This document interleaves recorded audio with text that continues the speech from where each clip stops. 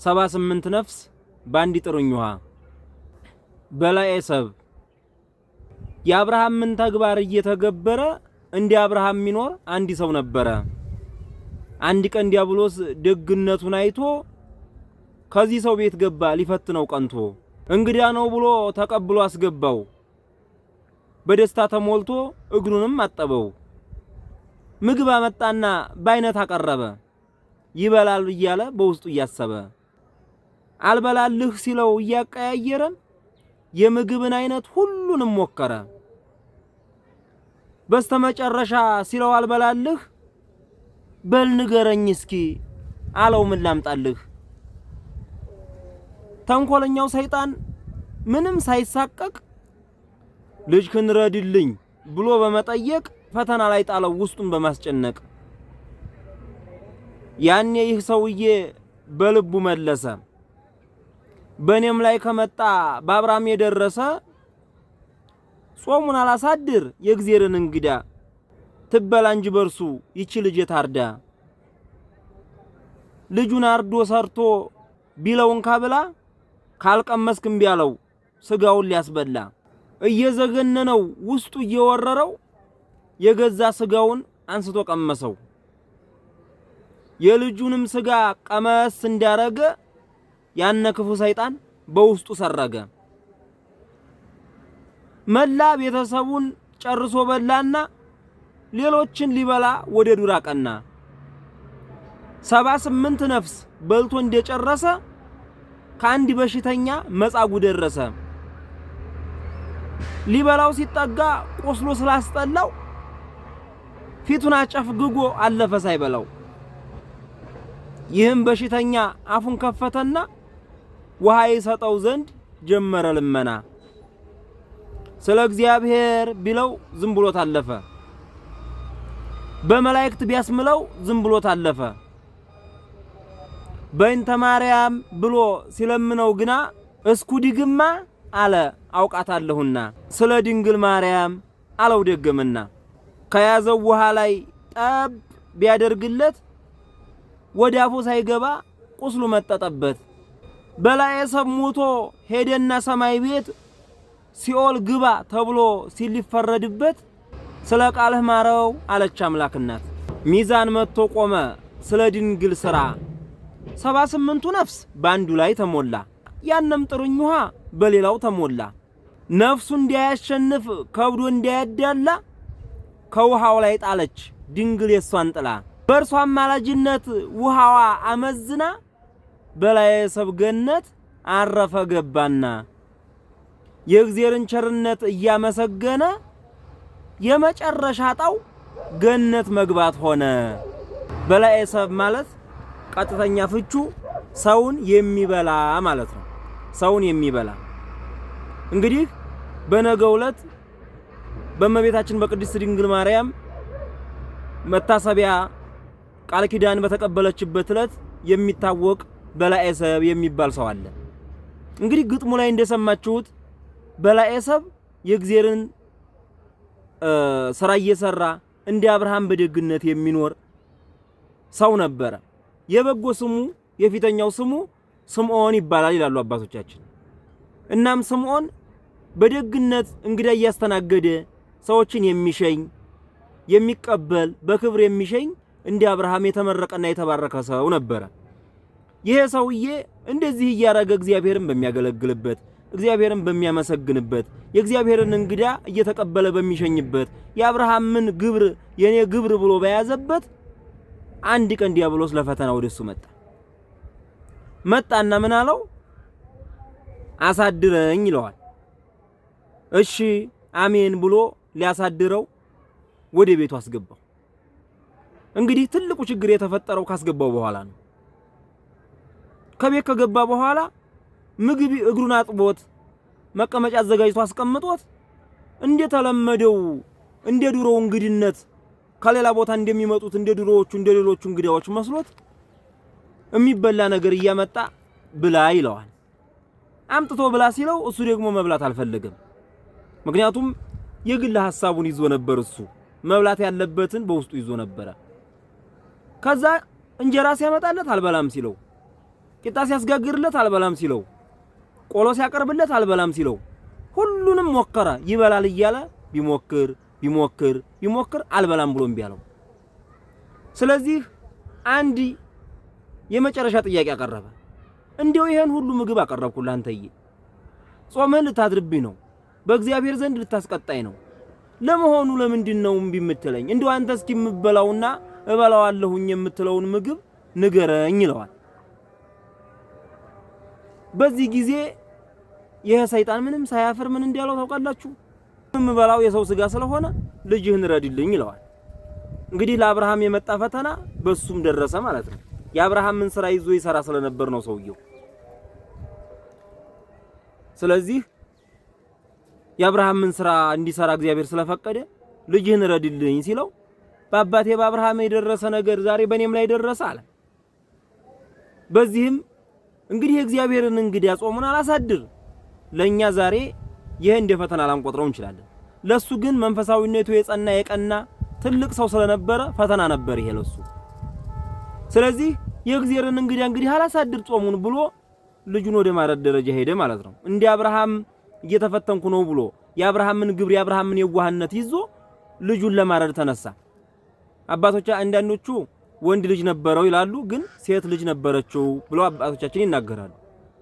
ያችን ሴት ልጁን ደፍሮ የእግዚአብሔርን እንግዲህ ጾሙን አላሳድርም ብሎ አርዶ አቀረበለት ማለት ነው። እንዴት ይሰቃል ግን! እንዴት ይጨንቃል ግን! ይሄን የሚረዳው ይሄን ፈተና መሆኑን የሚያውቀው ትልቅ የመንፈሳዊነት ደረጃ ላይ የደረሰ ሰው ብቻ ነው። እንደኛ ቢሆን እንኳን ልጅን አይደለም ቀርቶ ከሆቴል ቤት ወይም ከስጋ ቤት ሄደህ ሩብ ኪሎ ገዝተህ አምጣልኝ ብትለኝ አላረገውም። የት ቅብጢ እንግዲያ ነህ ነው የምንለው። ግን ይሄን የሚያውቀው ከፍተኛ የመንፈሳዊነት ልዕልና ደረጃ የደረሰ ሰው ብቻ ነው። ከዛ ልጁን አርዶ ሲያቀርብለት የክፋት ደግሞ ምን አለው? እስኪ አንተ ቅመሳትና ከዛ በኋላ እኔ ደግሞ እበላለሁ። አንተ ካልቀመስክልኝማ ምን ብዬ እበላለሁ አለ። ያው በእንግዲነቱ ቀምሰው ስለሚያበሉ በዛ እየመጣ ነው።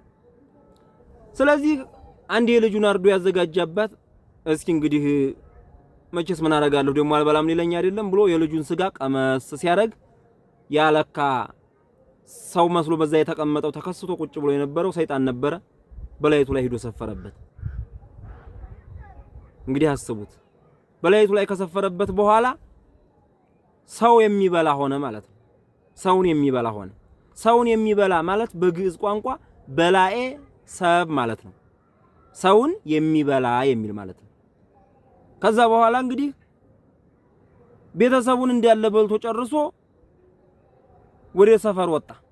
የሰፈሩን ሰው በልቶ ጨርሶ ወደ ሩቅ ቦታ ሁሉም ሰው ስለሸሸና ስለራቀው የሚበላ ሰው ፍለጋ ወደ ርቀት ቦታ ሄደ። ሰው ዲያብሎስ ሲያድርበት ሰይጣን ሲያድርበት ከባድ ነው። ሰይጣን ሲያድርበት የማይሆነው ነገር የሚሆን ይመስለዋል። የማይደረገው ነገር የሚደረግ ይመስለዋል። መጥፎው ነገር እንደ ቅን ሆኖ ይታየዋል። ክፉውን ነገር ሁሉ እንደ መልካም ነገር አድርጎ ይቆጥራል። ክብራቸው በነውራቸው ነው ይላል መጽሐፍ ቅዱስ። ክብሩ በነውር ይሆናል።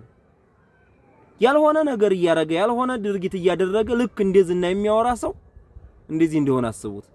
ስለዚህ ሲሄድ ግን መንገድ ላይ በኳዳ ውሃ ይዞ የሚያዋውጥበት ሰዎችን ሲበላ የሚጠጣው በኳዳ ውሃ ይዞ በብረት እቃ ውሃ ይዞ ሲሄድ መንገድ ላይ ምን አገኘ? አንድ በሽተኛ ሰው ያገኛል።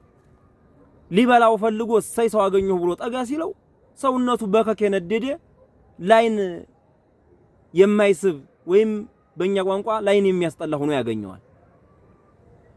ከዛ ምን ማድረግ አለብኝ አለ አሰበ። ከዛ በኋላ አንተንስ እንዴት አድርጌ በላሃለሁ በከክ ሰውነት ነዶ ብሎ ተጸይፎት አለፈ። እስካሁንም እኮ ሲበላ የነበረው ሰው ነው፣ ግን ይሄ ትንሽ የቆሰለ ሰው ስለሆነ አስጠላው። ሰይጣን ባያድርበት ሰው መብላት ሰው የሚባለው ነገር ራሱ እኮ የሚፈቀድ ነገር አይደለም፣ የሚታሰብም ነገር አይደለም ለህሊና። ከዛ በኋላ ትቶት ሲያልፍ ያ በሽተኛ መጻጉ ሰው ደግሞ እንዴተኛ ሆኖ ውሃ ጠምቶት ነበርና ሰውየው ልፍ ሲለው ወይም ሰይጣኑ ማለት ነው በላይ ሰብ ልፍ ሲለው ከጎኑ ኳዳ ውሃ የያዘች ኳዳ ያያል። ውሃ በማጣት ተሰቃይቶ ነበርና ረባከ ውሃ ስጠኝ ይለዋል። እንዴት አድርጌ ውሃ ሰጣለሁ ብሎ ይመልስለታል። ስጠኝ ባክህን ጉዳይ ያላለውም ጥሎት ሄደ። ስለ እግዚአብሔር ብለህ ስጠኝ አለው። በፊት እግዚአብሔርን ያመልከውን የነበረውን ያንን ፈጣሪውን አምላኩን አሁን ረስቶታል። ምክንያቱም በላይ ሰብ ሆኗል። በልቡ ውስጥ ሰይጣን አድሯል። ስለዚህ ስለ እግዚአብሔር ስጠኝ ሲለው ትዝ አላለውም። እግዚአብሔር ያን ልጁን አርዶ እስከ ማስተናገድ የደረሰለትን እግዚአብሔርን በውስጡ ገብቶ አስረስቶታል። ዛሬኛን በውስጣችን ገብቶ ስንቱን አስረስቶናል። እግዚአብሔር የዋለልን ውለታ ስንቱን አስረስቶናል። ከዚህ በኋላ እንግዲህ አስቡት፣ ስለ እግዚአብሔር ሲለው ረሳ። እግዚአብሔርን ረስቶታል፣ አያስታውስም። ኧረ ስለ ጻድቃን፣ ስለ ሰማዕታት፣ ስለ መላእክት ብለህ ስጠኝ፣ ስለ ቅዱሳን ብሎ ሁለተኛ ለመነው። አያውቃቸውም። እነዛ እንደፋቀና ብሎ የሚያገለግላቸውን የሚሰግድላቸውን እነዛን መላእክት ረስቷቸዋል። ምንም ማድረግ አልተቻለም። ከዚህ ይጠብቀን ማለት ብቻ ነው። አሁን ዝም ብሎ ሲሄድ አንዲት ቃል ትዝ አለው የኔ ቢጤው የበሽተኛው ሰውዬ፣ እባክህን አምላክን ስለወለደች ስለ ቅድስት ድንግል ማርያም ብለህ ውሃ ስጠኝ ይለዋል። እግዚአብሔር ምህረቱን ሲያመጣለት እንግዲህ ተመልከቱ። ከዛ እስኪ ድገማት አለ። እስኩ ድግማ ይላል በግዕዝ። እስኪ ድገማት ይለዋል። እግዚአብሔር እንግዲህ ምህረቱን ሲያመጣለት ነው። አሁን አምላክን ስለወለደች ስለ ድንግል ማርያም ብለህ ውሃ ስጠኝ ሲለው ይህችን ስም ከዚህ በፊት የማውቃት ይመስለኛል አለ። ትንሽ በዛ በሰይጣን ልብ ውስጥ የድንግል ማርያም ስም ትንሽዬ ፍንጣቂ ሆና በራች። ፍንጣቂ ሆና ትንሽዬ እሳት፣ እንደ እሳት ፍንጣሪ፣ እንደ ትንሽዬ ብርሃን፣ እንደ ትንሽዬ መብራት ሆና ቦግ አለችለት። ይህችን ስም አውቃታለሁ ከዚህ በፊት አለና እስኪ ልስጥ ብሎ ዘወር ብሎ ትንሽዬ ጠብ አረገለት። ከዛ ጠብ ሲያረግለት ያችን ላስ ነው ያረጋት፣ ቁስሉ መጠጠበት ይላል። ከዛ ላስ ሲያረጋት እንኳን ወደ ውስጡ ሊገባ ወመቆቆ ጉርኤሁ ይላል። ጉሮሮውን አንጣጣው፣ ጉሮሮውን አንገበገበው ይላል። ያቺ ውሃ ጠብ ስትል ውሃ በማጣት ከርሞ ነበርና እንግዲህ ከዚያ በኋላ ነው በላዔ ሰብ ይሞታል። 78 ነፍስ በልቷል። 79ኛው ሰው ያ ሰውዬ ነው፣ አልበላውም።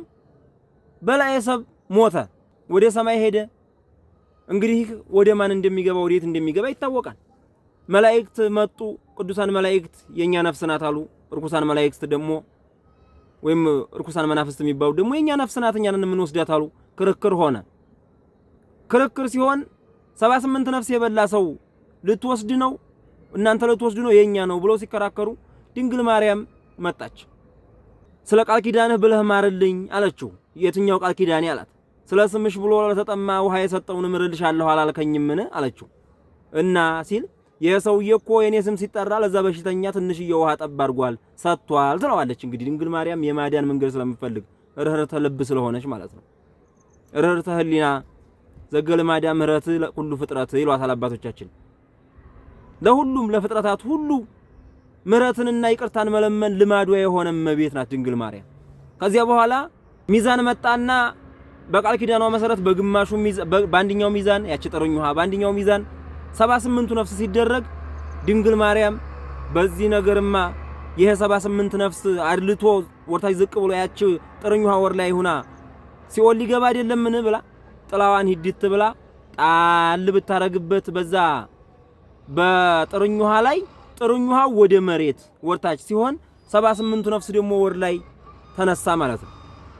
በዚህም መልካም ስራው አይደላ ተብሎ በላዔ ሰብ 78 ነፍስን የበላው ወይም የፊተኛው ስምዖን ወደ ገነት ገባ በድንግል ማርያም ምልጃ።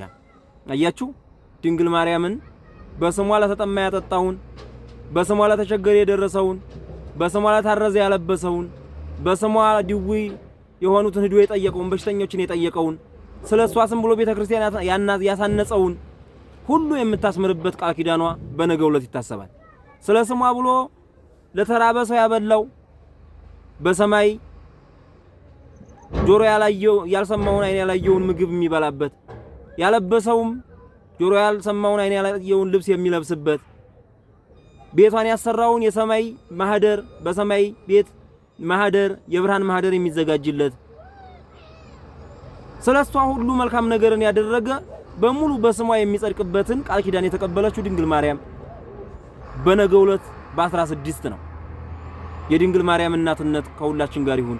በአማላጅነቷ ርስት መንግስተ ሰማያትን እንዲኖርስ ትርዳን።